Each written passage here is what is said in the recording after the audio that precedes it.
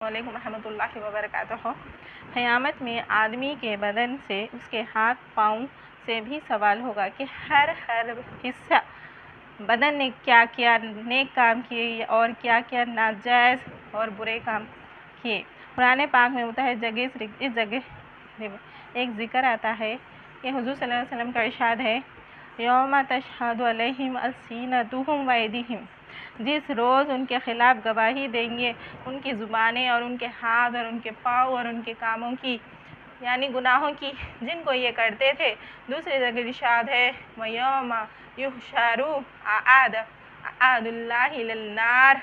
इस जगह कई आयतों में इसका जिक्र तर्जुमा है, हश्र के में अल्लाह के दुश्मन जहन्नुम की तरफ जमा किए जाएंगे, फिर उनको एक जगह रोक दिया जाएगा, फिर सब के सब उस जहन्नुम के करीब आ जाएंगे तो उनके कान, उनकी आँखें, उनके खाले और उन पर गवाहियाँ देंगी और बताएंगी कि हमारे ज़रिए से शख्स ने क्या क्या गुनाह किए। उस वक्त वो लोग ताज्जुब से उनसे कहेंगे कि तुमने हमारी खिलाफ क्यों गवाही दी, हम तो दुनिया में तुम्हारी ही लज्जत और राहत के वास्ते गुनाह करते थे।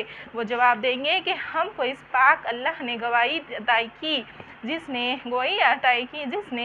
सब चीज़ों को गोयाई अताई फरमाई, उसने तुमको भी अव्वल पैदा किया और उसके पास अब तुम लौटाए गए हो।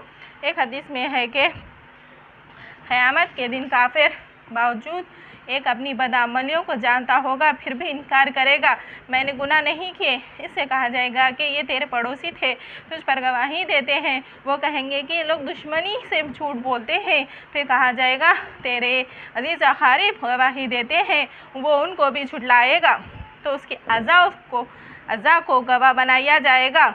एक हदीस में है कि सबसे पहले रान गवाही देगी कि क्या क्या बदअमलियाँ इससे कराई गई। एक हदीस में है कि पुलसरात से आखिरी गुजरने वाला इस तरह गुजरता है, गिरता पड़ता गुजरेगा जैसे कि एक बच्चा जब उसको बाप मार रहा हो कि वो कभी इधर गिरता है कभी उधर। फरिश्ते इससे कहेंगे कि अच्छा, अगर तू सीधा चलकर पुलसरात से गुजर जाएगा तो अपने सब आमाल बता देगा।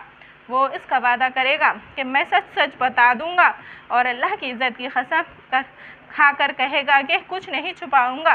वो कहेंगे कि अच्छा, सीधा रास्ता हो जा और चल। वो सहूलत से पुलसरात पर गुजर जाएगा, पार हो जाएगा। उसके बाद से पूछा जाएगा कि अब बता। वो सोचेगा अगर मैं इकरार कर लिया तो ऐसा ना हो कि मुझको वापस कर दिया जाए, इसलिए साफ इनकार कर देगा कि मैंने कोई बुरा अमल नहीं किया।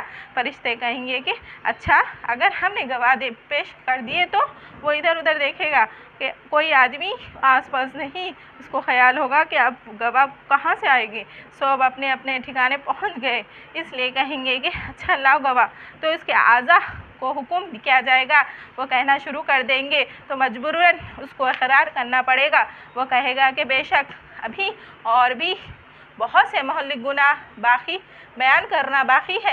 तो इरशाद होगा कि अच्छा, हमने मग़फ़िरत कर दी। हर्ष इस वजह से ज़रूरत है कि आदमी के अज़ा से नेक काम में बकसीरत हो, दोनों कसम के मिल सके। हुज़ूर सल्लल्लाहु अलैहि वसल्लम का इरशाद है कि उंगलियों पर शुमार करने का हुक्म फरमाया। इस वजह से दूसरे हदीस में मस्जिद से कसरत आने का हुक्म है। निशानात ख़दम भी गवाही देंगे, जो शख्स मस्जिद से आएगा उसकी ख़दम भी गवाही देंगे, उनका सवाब भी लिखा जाएगा। खुशकिस्मत है वो लोग जो